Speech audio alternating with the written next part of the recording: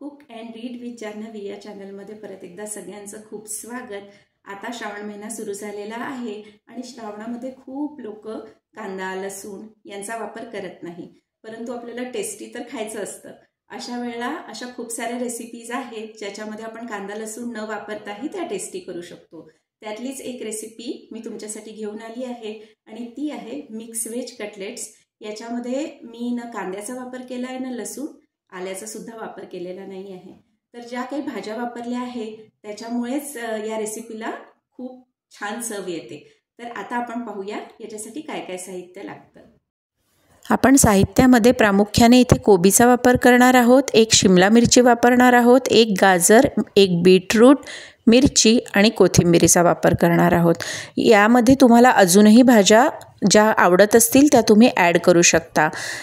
त्यानंतर आपण इथे बटाट्याचा वापर केलेला नाही आहे आणि कॉर्नफ्लॉवरचा सुद्धा आपण या कटलेटमध्ये वापर करणार नाही। इथे आपण तांदूळाचं पीठ वापरणार आहोत, थोडंसं डाळीचं पीठ, थोडा रवा आणि पनीरचा वापर करणार आहोत। अशा प्रकारे पनीर घातलं की हे कटलेट अजूनच छान लागतात। मसाल्यांमध्ये आपण तिखट, हळद, धने जिरे पूड, मिरपूड, कसुरी मेथी, मीठ, हिंग, आमचूर पावडर यांचा वापर करणार आहोत आणि तीळ आणि ओवा सुद्धा घालणार आहोत। आता सगळ्या भाज्या आपण किसून घेतल्या आहेत, त्याच्यामुळे कटलेटमध्ये तो जो भाज्यांचा क्रंच आहे तो खूप छान लागतो। आता याच्याऐवजी तुम्ही चॉपरमधनं भाज्या चॉपही करून घेऊ शकता। सगळे मसाले त्या भाज्यांमध्ये आपण ॲड केले। इथे आपण पाण्याचा एक थेंबही वापरलेला नाही।